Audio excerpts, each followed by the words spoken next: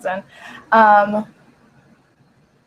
we go. All right. Hello, everyone. Welcome to today's webinar. Are you ready to tackle fall? Join with me is Inventory Planner, Seller App, and StoreAutomator.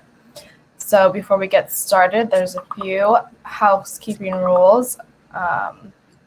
So first, feel free to use the chat tab. The webinar is only great if you are engaged, so feel free to add any commentary or perspective with your fellow attendees. And make sure that you ask your questions in the question tab, not the chat tab, just so we can make sure that we get to all of them. And then also we're going to have a few polls throughout the webinar, so make sure you're answering those and you can get real-time results. And so now that we've gotten the housekeeping out of the way, let's get started. First, go ahead and drop in the chat which team's gear you'll be buying this year. So for me, I'm looking out for the deals on the Cowboys jerseys. I know that's a little controversial. People either love them or hate them, but go Cowboys. And the speakers are also going to share who they're rooting for this fall season. So we'll go ahead and have Chad start us off. Well, that's a trick question because the only sport that I'm actively involved is e-commerce. So I'm going to pass on this one. That works. Jill, what about you? Well, I am from Nebraska, so if you follow college football, you probably think I'm going to say football, but we have a very good volleyball team. And so I'm going to be looking out for the Nebraska Cornhusker volleyball team this fall. Awesome. Gary, what about you? Who are you rooting for? Oh, Gary, I think you're muted. So, my wife is also watching this webinar, so I should say I'm a New England fan. So, to be just politically correct. So, yeah, but I like to watch games with her. Actually, she's a great fan of New England. That's a good, safe answer. Ram, what about yourself? I'll root my college team. It's Indiana. I think they're coming up this year. I think slowly we are picking up in terms of football. So I go for the Hoosiers. That's going to rock it up this year. Nice. All right. It looks like we are all set, ready to go. Chad, do you want to kick us off with diving into Skubana? Yeah, let's do it. So share with everyone, co-founder of Skubana, and I built Skubana out of the need of my own e-commerce business, which still runs today, called thinkcrucial.com. We're on Amazon. We're off Amazon. We make vacuum filters and coffee filters. And so what I really needed was a system to automate and run my business from order orchestration to inventory management to purchase orders and profitability. That was multi-channel and that actually did what it said it was going to do, which is very difficult. And so we built the system and then we started scaling and offering it to other people. And excited to be here. So thanks for having me. I think we should dive right into the next slide if we can, kind of talking about what's happening in the world as we gear up for not only back to fall, but for the holiday season. And I think there's a lot of unknowns happening, but I think there are things that are known right now that I'm seeing on the ground floor that I want to share with everybody today. So for me, it's been hard getting products out of China. We have 550 SKUs imported from China, about 1,000 listings, maybe even more than that. And shipping container costs are going up significantly. And you can see this in the graph to the right here. But not only are shipping costs going up, but the cost of plastic resin is skyrocketing. The cost of lumber is skyrocketing. And so I would continue to anticipate these very high costs that I don't see actually going away for the foreseeable future. So everything is inflating in terms of price, and those prices are being passed on to the customer. And so I think we're entering a period where you have high prices and salaries and pay of individuals aren't going up at the same rate. And that causes a cause for concern. On top of that, everyone's trying to get their products out of China in time for the holiday season. So you have this very interesting, unpredictable period that we're in right now. And so I just wanted to share that there's this new concept that I recently read, which is shrinkflation. So not an inflation, but shrinkflation, meaning the prices are going up, but people are selling things and they're giving them less. So an example of that would be Cheerios, right? So they've actually changed their box sizes, and it's hard to actually tell. So they've kept their prices the same and they've changed their box sizes. So I just plant that seed as an interesting anecdote for you as you're thinking about your listings and your product detail pages. How can you be offering something maybe at the same price, but giving less or cutting back a little bit so that you are adding value to the customers that are buying from you? Anyway, so we're here. We're trying to prepare for an unpredictable season, but most importantly, obviously, you want to avoid understocking. So you want to make sure that you have inventory to sell during a crazy holiday season, whether or not there's going to be a lockdown or whether or not there's going to or not going to be a lockdown. These are important questions to be asking. And I think taking risks is probably one of the more important things as entrepreneurs and as being at the cutting edge of e-commerce. I think those that are willing to take the risk are going to actually have a higher payoff because of it. So you just want to avoid understocking for sure, because then you have nothing to sell. And then if you go to the next slide, you also want to avoid overstocking, meaning you want to avoid having too much to sell. So if we go to the following slide, I think what's most important as you're planning for this unprecedented time period with a lot of unpredictability and a lot of unknown is setting your intention. Knowing what you want to optimize for is probably the first and most important thing. And it doesn't have to be a waxing macro level of what you want to optimize for. It actually could be very strategic. If I have 550 SKUs, I may want to set my intention and optimize for profit on maybe a certain amount of SKUs, but maybe I want to optimize for eyeballs on the other SKU and liquidation. So you just need to really know what your goals are and be very crystal clear about that.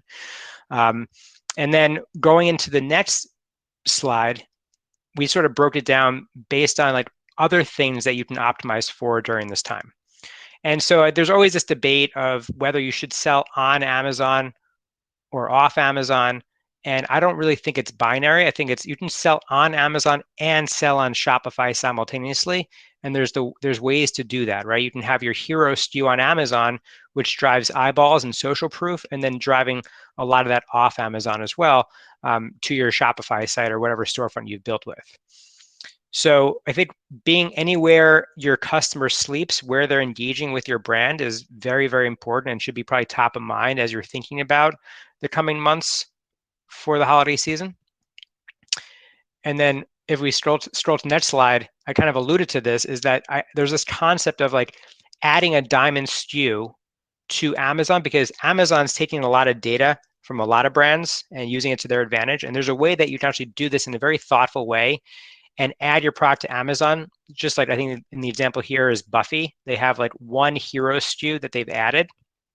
And then they have their customizations or limited editions off of Amazon. But it's a great way when people are doing research on a product or a brand to have it on Amazon and to be present, because 50% of transactions are happening on Amazon. I mean, if someone goes to Amazon, they never leave, then you're not really relevant. Cool. We'll go to the next slide here.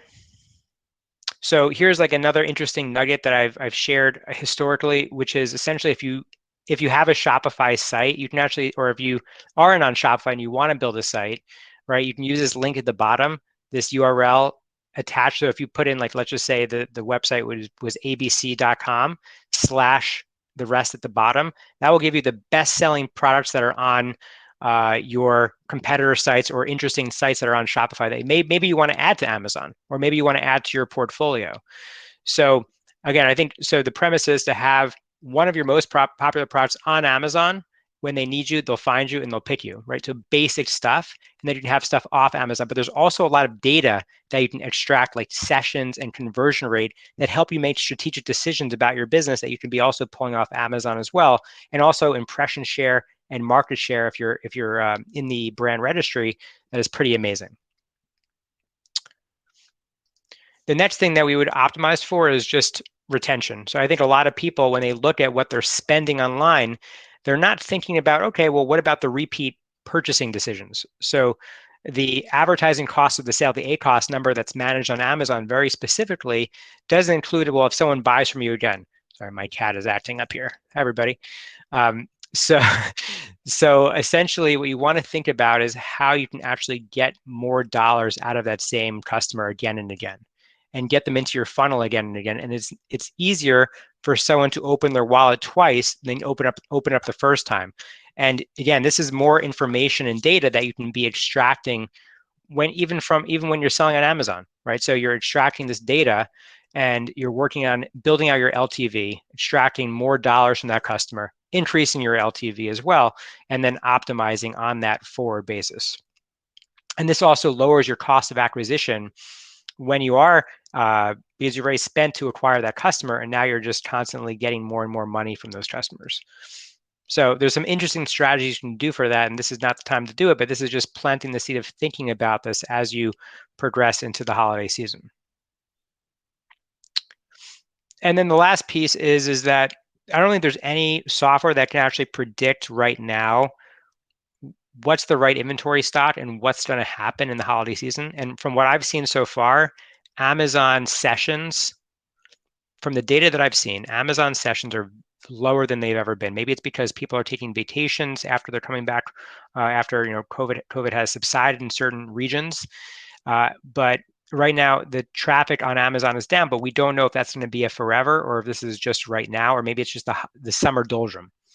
So it's really important to have built out models and to do some scenario planning of like best case, midline case, and worst case, so that you can understand as you're going through changes and as things are unpredictable, how your business can adapt. Because essentially you can't do a year-over-year comparison to 2020. It's just not going to work, right? 2020 was unprecedented. Most e-commerce merchants and brands that weren't in the travel category had an unprecedented bump. We don't know if you're going to get that same bump again.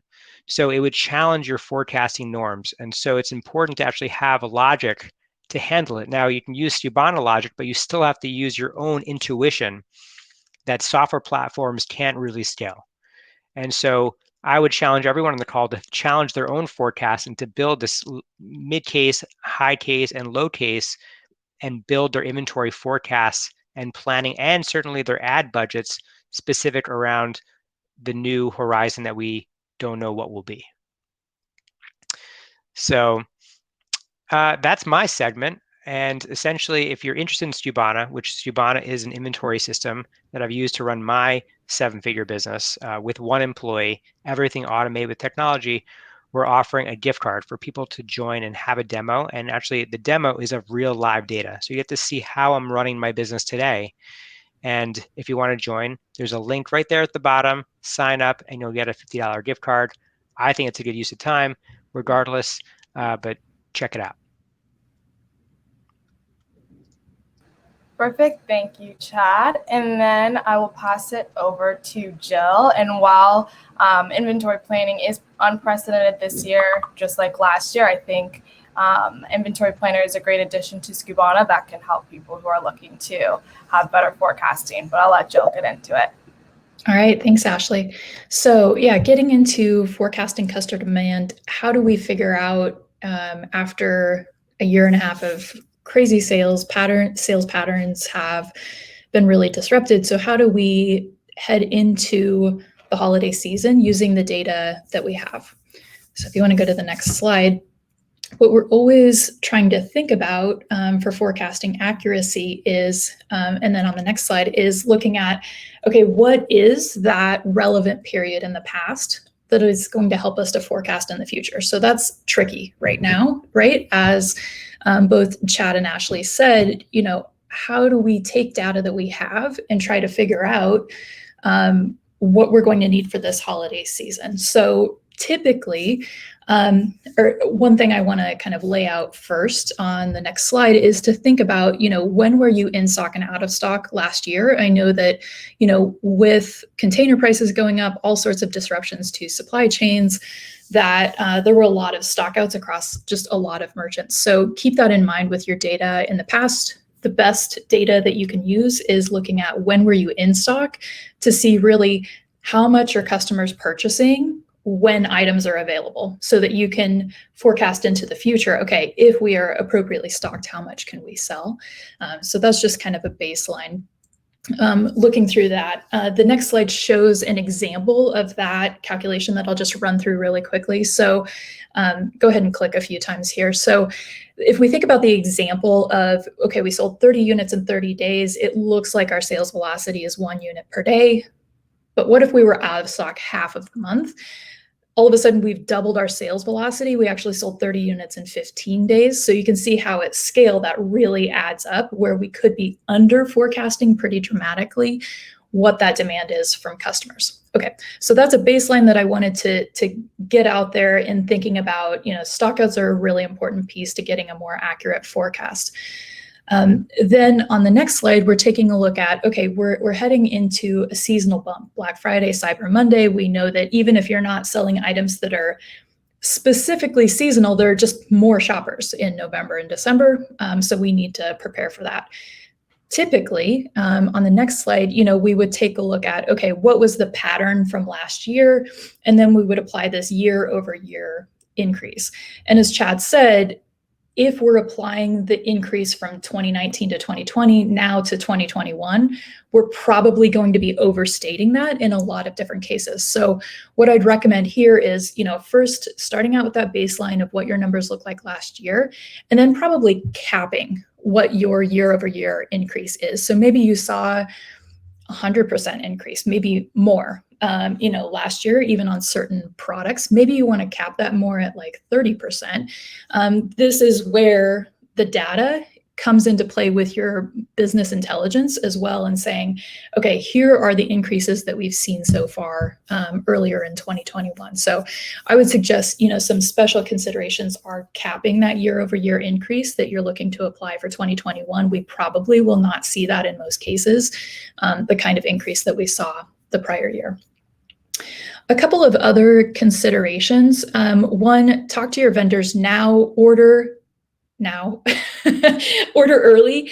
If we're seeing backups already, trying to get things out of China into the US, that will only be exacerbated as we get closer to the holidays, because all the other merchants are trying to do the same thing. So plan ahead, get backup plans.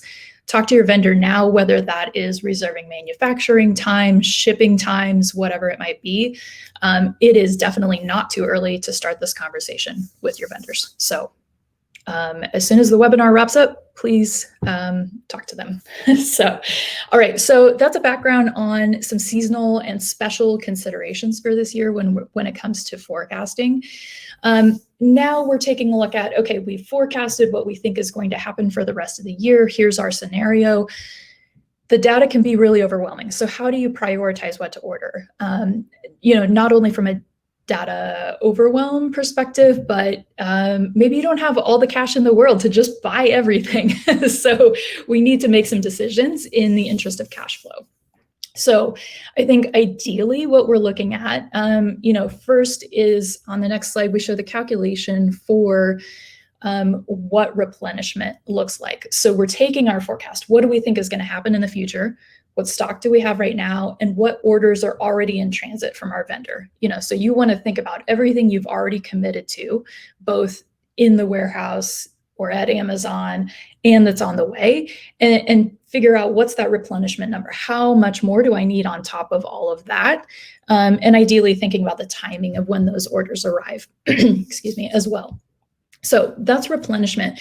So I think if we had to pick out one metric to look at, we're looking at, on the next slide, replenishment profit. So basically this is how many units do we need to order? What's the profit per unit? What this tells us is, if I'm investing this much in my inventory, what am I likely to get out of it? Once I've covered my costs, how much are we going to profit or benefit out of this? So I think that can really say, okay, if I invest $10,000 in this inventory, I'm going to profit $10,000 or $20,000. What is that going to look like? So I think that will give you a good sense in terms of ranking priority. So if I had to pick one, that's one. If you do not have that kind of data available, I'll walk through two alternatives here.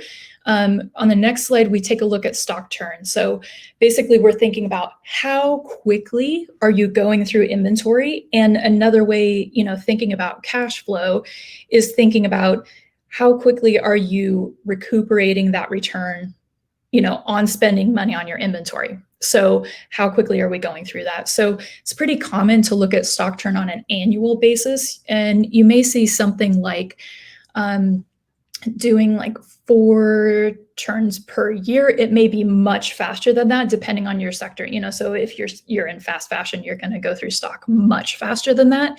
But looking at, okay, how many times are we going through our stock? So stock turn is one of those. That's how quickly are we turning, spending money on that inventory and turning it into revenue. And then on the next slide, we're thinking about, okay, not just the speed, but what is the benefit? So you can kind of think about these on an X and Y axis. So here's the vertical axis, taking a look at GM ROI, gross margin return on investment.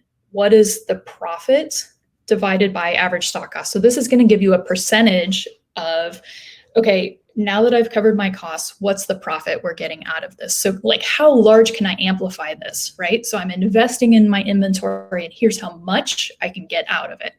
So I think those are two good ways to think about it, the speed and then the amplification, to try to make the most of that, either for covering other costs, salary, rent, et cetera, putting back into your business and growing, or, maybe we all finally get to take a vacation someday. So whatever it is, thinking about those profits going into it. So those are the major metrics to think about. If you want to head to the next slide, just briefly, inventory planner. So when you're first starting out, you can do a lot of this forecasting manually, but once you get to scale, there are really advantages to finding some ways to automate a lot of this, to think about having, software like Inventory Planner, like Skubana, that can help you out with forecasting this, making recommendations, seeing this data and these metrics so you can make these kind of decisions as well. So we've got a 14-day free trial. The information is there on the screen. Ashley, if you just kind of want to quickly go through the next couple slides, just a quick look at time-based planning of, okay, I need an alert when it's time to order. And then here's how often I want to be ordering, taking a look at different forecasting methods, seasonal, non-seasonal, trendy, things like that. Inventory Planner can help out with all of that. So I will wrap it up and turn it over back to Ashley. All right, thank you, Jill. That was some great information. I love the screenshots. So next up, we have Ram from Seller App. He is our Amazon expert, so he's going to dive into all things Amazon. Thank you for the quick introduction, actually. As Jill kind of said, as Shine earlier said, it is kind of a good segue in terms of what Amazon should be, right? I mean, how do you potentially stand out in terms of the whole Amazon niche? Earlier we said 2020 was a magical season for a lot of sellers. We've seen an increase in number of sellers over the last 1 year, but this year you need to be unique. And how do you be unique? That's where I kind of get into the entire discussion, and we'll kind of go through every single topic. Ashley, maybe the next slide. Perfect. So just to before I get into the meat of the topic, a quick introduction in terms of Seller App. We've been in the Amazon ecosystem for the past 4 years. We handle over 135 brands, since inception. We work with over 11 agencies, and as of last month, we have over 18,000 customers who use our platform service, our managed service option, and our pure data. Right? I think that's where the crux of everything lies. Now, how do we use the data to kind of further grow your business? Further sprint your Amazon sales, right? That's the entire thing. Next slide. Perfect. So I'm the one in terms of Seller App who I try to convince sellers that, hey, this is the right place for you to sell. This is where you can grow your brand. So I try to convince in the best possible way, and luckily so far it's been kind of successful. And I've been able to talk a lot of brands, right? I think I've spoken to close to 100 brands, in this year, right? I mean, and it's a variety of categories and products. So it's an interesting phase, and Amazon is it's for to grow, right? I mean, it's a position to grow. The next one. So the four areas or the four key areas which I want to really hit upon during the next couple of slides is one, now how do you engage the customer experience? How do you transform that into the next best thing? Now, how do you grow your business? How do you scale your business? How do you optimize your sales so that you can have a good life, as Jim said, kind of take a vacation, and how do you do that? Advertising, the most important and I think the most complicated aspect of the entire Amazon juncture, right? I mean, with the different types of ads, with different types of advertising coming upon, you need to be on your toe. And how do we technically do that, and how do we kind of improve upon that? The third part is the data, right? I mean, right from inventory to your advertising, to your basic SEO optimization, to the sales data part, right? How do you kind of entirely use all this data, and it's a lot of data to consume, right? How do you use it to the best possible venue itself? Next one. I think the first most thing, right? I mean, SEO, right? I mean, as years have gone by in terms of Amazon, the word term SEO is kind of been underutilized, right? I mean, if you go on to the next slide, I think the most important aspects is in terms of the keywords, right? I mean, how do you handle your listing, right? Right from your title to your bullet point to using attracting images, right? And I think that's where the unique proposition kind of lies. We have seen customers in the past use a single live title to nowadays customers kind of explaining every single thing, utilizing the maximal potential 80 characters to customers, kind of helping a customer understand in terms of how your bullet point should be, what is the description. I think recently Amazon has removed some of the things in terms of description. I think they just recently kind of removed the HTML tags. I think that is something kind of weird, but that is something you need to understand in terms of how Amazon is kind of putting into, right? I mean, from your optimizing your product, from your bullet point to the most critical thing, it is your images. I think as someone said, pictures speak 1,000 words, and I think from making sure your title is optimized to your bullet points to ensuring that your 6 images or 6 images in one video conveys the right message to a customer, right? And if you go on to the next one, that's where we come, right? I mean, that's where our entire listing quality feature kind of lies, right? Our aim is to ensure that once a customer's optimizes listing is in the best potential SUA, our listing quality tracker kind of helps the customer to understand how is it positioned in terms of the competition, right? And I think if you go into the next aspect, we can clearly kind of break it down in terms of different modules, right? From your how important is a keyword, right? I mean, how is your title? Are the keywords indexed in a title? Are the keywords indexed in a bullet point? Are you meeting the basic requirements of having 5 bullet points? Are you meeting the requirements of ensuring that you have 250 characters in your HTML description? Are you meeting the important requirements of do you have a brand registered as well, right? So if you go on to the next slide,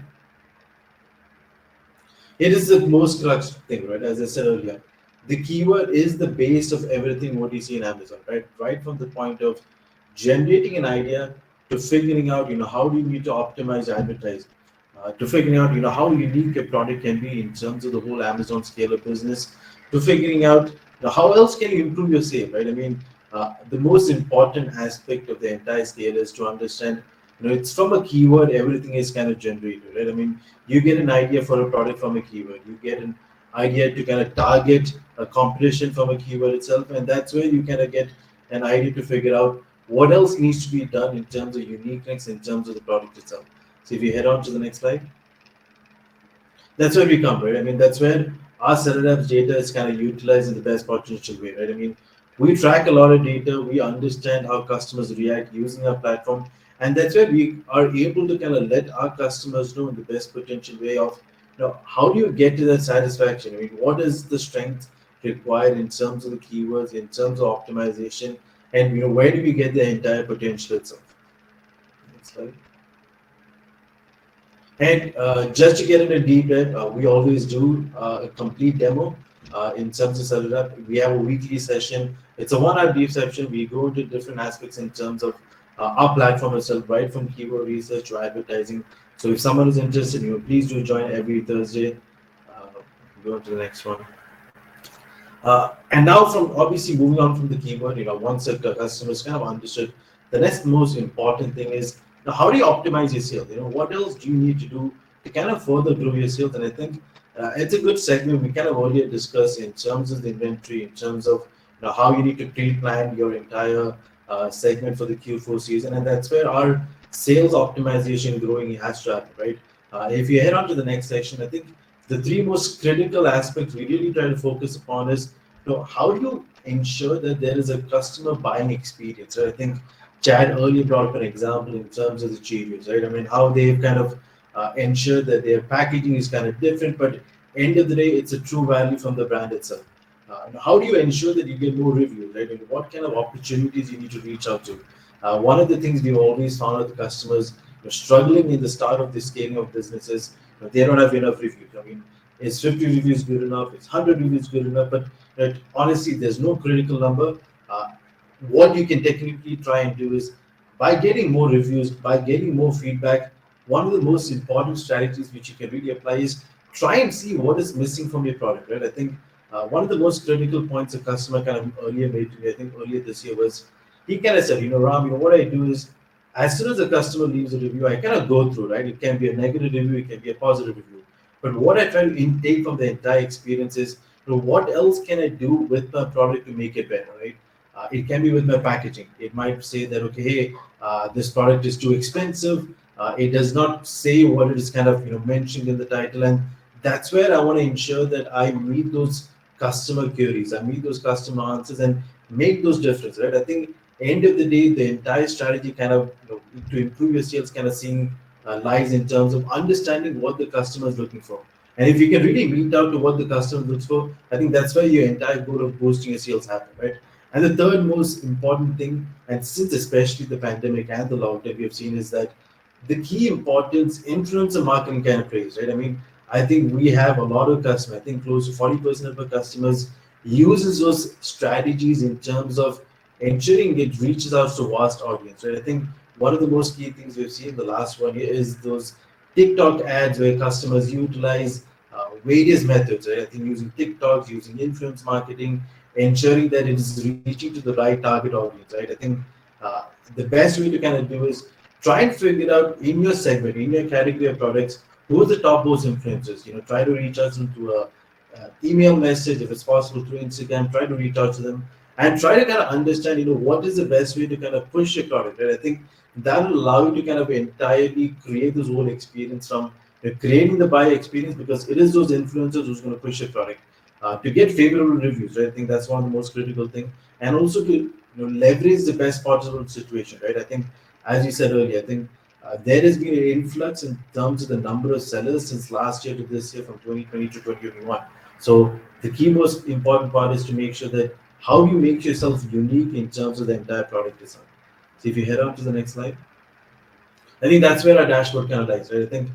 I think one of the biggest questions everyone always asks, I mean, is there a platform which can do everything which a customer requires? Unfortunately, the answer is no, right? I mean, and what we try to do is kind of close to 80%, right? I mean, from your basic requirements in terms of the research to keyword to advertising, that's where SellerApp really comes into a picture, right? I mean, we want to ensure that we are there at the right stage, helping you in different possible angles. Obviously, we cannot be 100% because that is impossible by any platform, right? If someone does tell that, I don't think it is actually true. But what we want to really ensure is that we meet out to the critical points of any customer requirements, and if we are able to do, that's where our satisfaction kind of lies.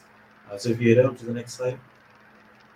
And that's where now the most important, and I think the most confusing and the most roller coaster part is the Amazon advertising. Right? I think I do remember when we kind of initially had this whole concept. Right? I mean, why PPC? And I still get our questions today from customers trying to understand, hey Ram, is PPC really important? What is the budget that you really require? What kind of ads I need you to run? And that is the most important, most critical part. And I think the nurturing phase of any customer is the first 6 months of the product launch, right?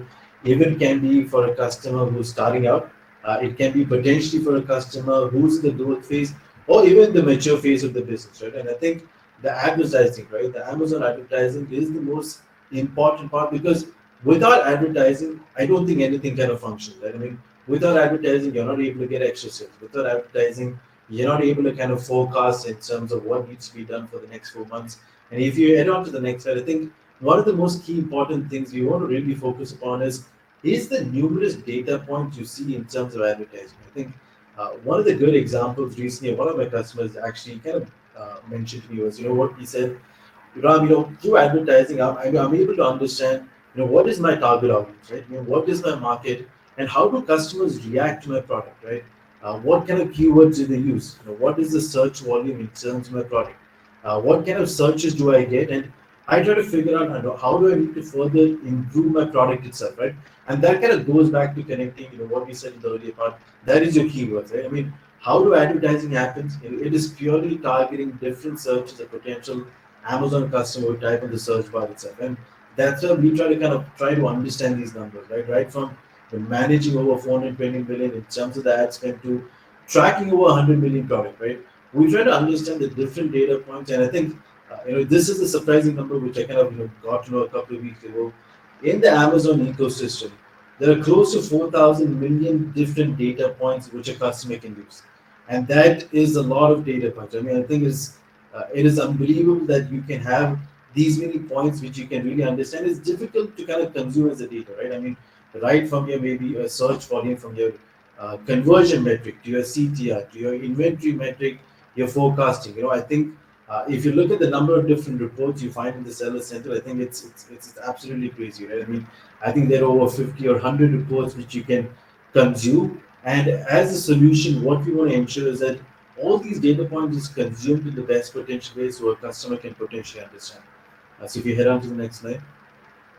And that's where we come, right? I mean, from your automation, I think one of the quickest things, what we've kind of understood in the past 1 year is, right? I mean, with the number of products which are looking to potentially start out, you need a potential software to kind of help you, and that's where we try to introduce something which helps your day-to-day decision making much more easier, right? From our ad optimization to our keyword targeting, right? I mean, simply setting up a quick rule can help you save a time, and that's the most critical part, right? I think one of the biggest focus, as a platform solution, what we want to typically provide for customers is that saying that, leave the job to us in terms of automation, leave the job to us in terms of managing the ads, and you can take care of the operation aspect of the business, right? And that's also one of the important critical areas.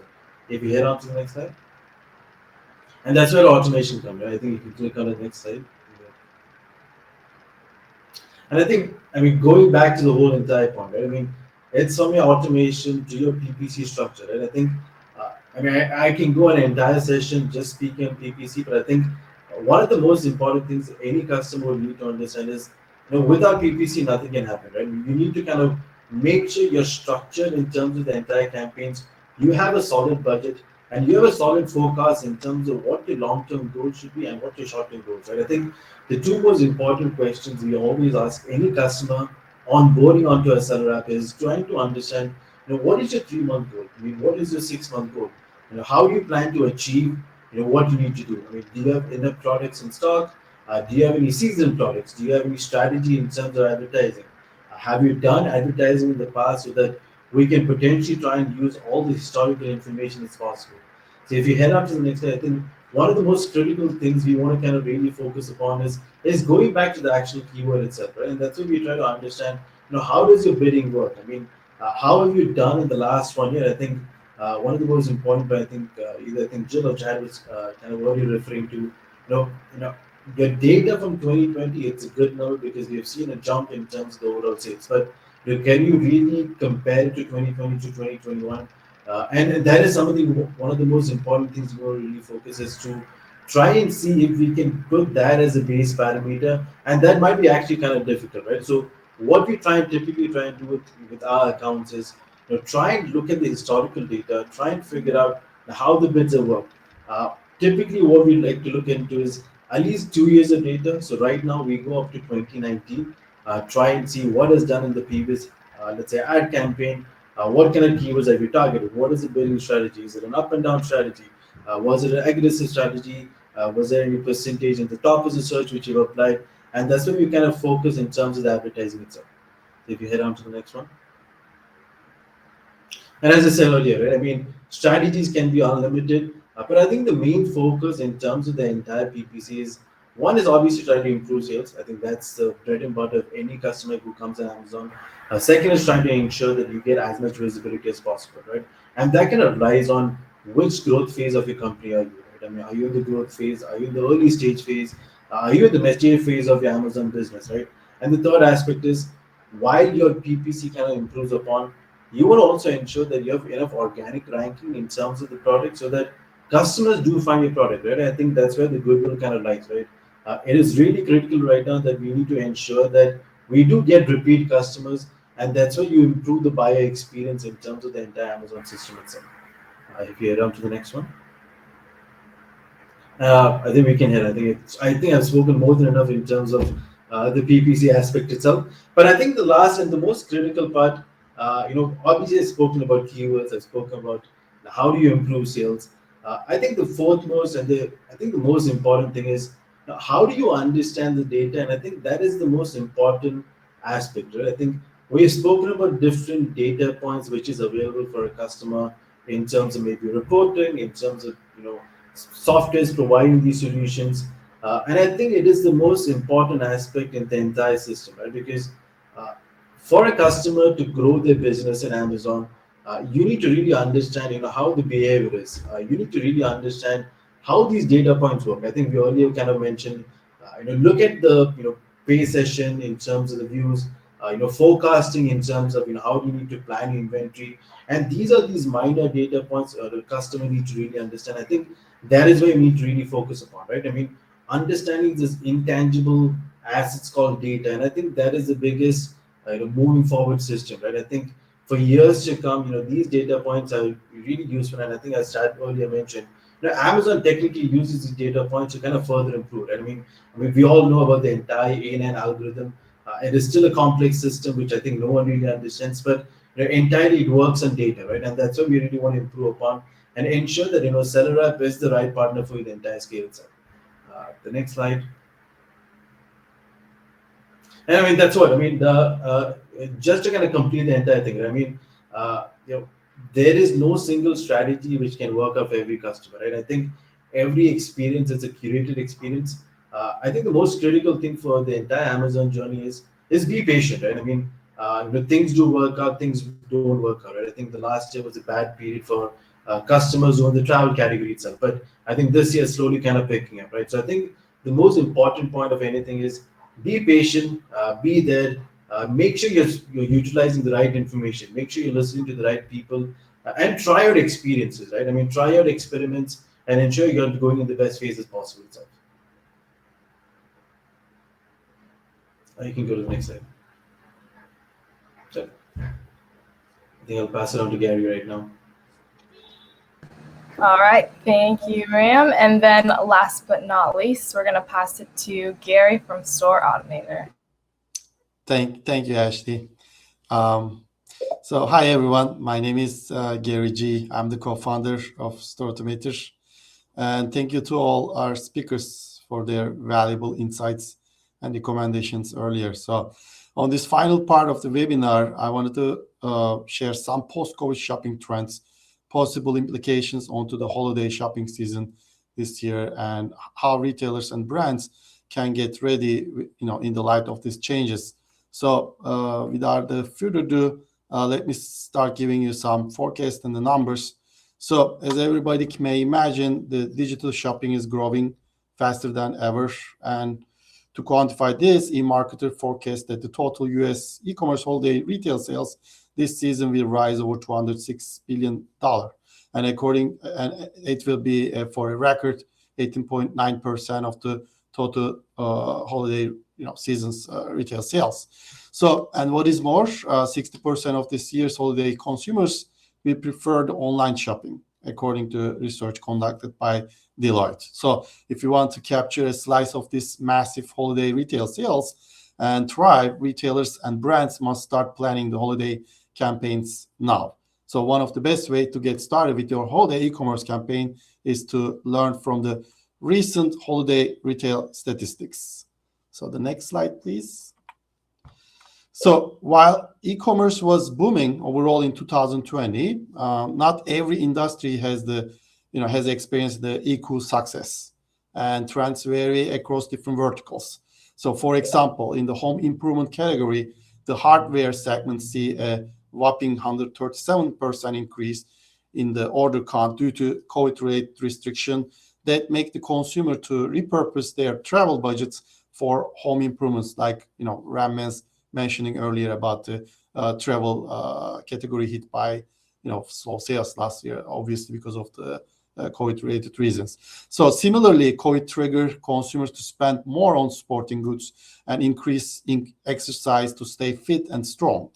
So, but it's funny that once they're done with the exercise, without the luxury of public entertainment options, home-staying consumers spend more time playing video games. So even though fashion and apparel category got hit slow sales, but the COVID-related environmental concern pushed the consumers also to shop for brands that prioritize sustainability. So since we know some of the shopping patterns and expected trends, let's talk about how the retailers can prep for this holiday season. But before that, Ashley, if you can put the poll question, that would be great. And then the poll will be on the right side. And the question is, how do you manage your marketplace listings? And we have 5 options. And, believe me, some of the enterprise clients, even we have, they are still using Excel sheets and flat files to update their marketplace listings. So don't be shy to give your honest answers there.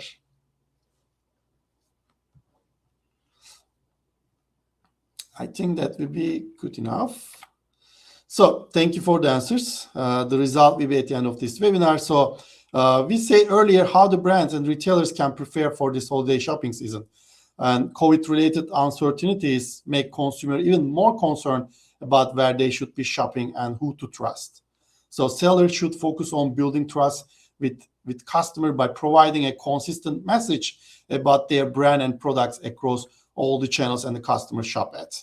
We do recommend to our clients be comprehensive and transparent on their product pages, answer customer questions, and incorporate reviews to build that trust on its on every engagement point the customer has. So another way to boost the trust will be highlighting your product's quality. Communicate how your products are made, what they are made of, and your sustainable business practices, so they will buy from you. Next slide, please. So the next step will be optimizing the shopping experience, and that will boost the trust, make them even more loyal customer. And like Chet mentioned earlier, loyalty is more profitable. So personalize the content based on the audience demand and different sales channels. The sellers will create that trust, and they will create that loyalty. So according to some research, 51% of shoppers say they are very likely buy when they see personally relevant reviews, images, videos, and text on channels they shop at.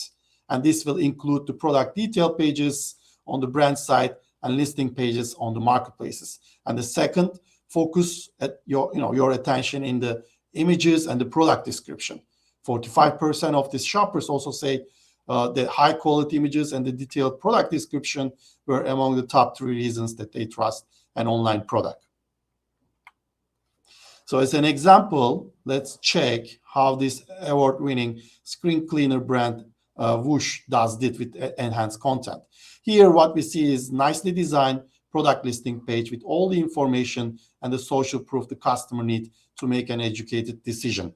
Multiple product images, the lifestyle images, how product being used, images that emphasize the quality and the craftsmanship are all aligned with the marketing message the company trying to give on this page. And similarly, a unified message continue in the listing page created in marketplaces for the same product with some customization.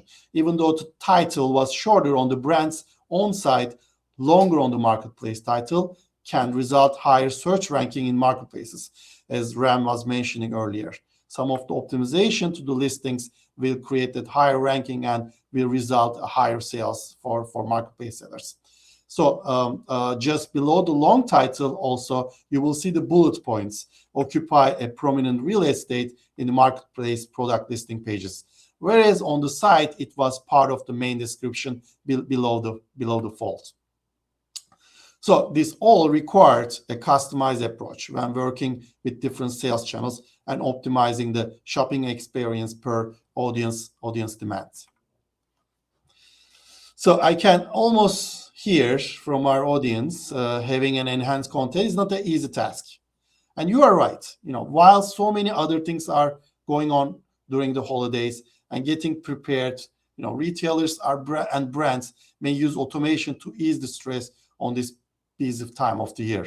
So enhanced contents requires combining multiple sources of product data, including the description, bullet points, images, and the product attributes in certain format and feed these marketplaces. It is merchandising and the marketing team job is actually artfully create the recipe for the success, while listing software like ours can be a great tool to make this in bulk and still be organized. So using a raw data modification features together with the business rule, building the data output templates will make this process much more easier. And needless to say, managing the price itself during the holiday season is one of the most important factors will determine the success. So being responsive to the customer's expectation during these special days like Black Friday, Cyber Monday, with a temporary sales price updates, but without violating the brand's MAP policies is an important consideration too. So pricing management may involve using pricing rules with various cost data that may dynamically change and adding other factors such as limited stock or off-season attribute from the product levels. In addition to that, the competitor prices should be also taken into account when finding that magic number to make that most profit during the holiday season. And finally, with so many sales channels and different consumer expectations in each of them, retailers and brands should consider channel level overrides to stay competitive with price, but also create that personalized experience for each of these different consumer personas may expect. So post-purchase experience, including the delivery logistic, should be also communicated while consumer shopping for products, and having the expectation set properly during this process will create repeat orders. Next slide. So in summary, we are expecting the busiest holiday shopping season ever. And for the retailers, to ease the stress by creating a winning tech stack for automation and specifically automating the product content, price, inventory, and order management, and plus fulfillment, it will make the one of the biggest success of all these holiday seasons for the retailers. So this will conclude my part of the presentation, and I hope this was helpful and practical. And I wish all the retailers and the brands a successful holiday season. So thank you, everybody. So back to you, Ashley. Perfect. Thank you, Gary. Thank you, everyone. So we only have a couple of minutes left, but if you have any last minute questions you would like to ask our experts while you have them, please feel free to send them in. And then I do think Jill was able to answer some questions in the chat, so glad you were able to help there. Have a question for Chad. What kind of support does a system like Skubana typically require? Is it provided by Skubana, a partner, or does the merchant have to manage everything? Yeah, so our entire team is in the United States. We have live chat and app. I think that's probably one of the things that we, more than just our technology, that we strive with is having a great support team. So if you look at reviews on Skubana online, you'll see everyone raves about the team that we've established.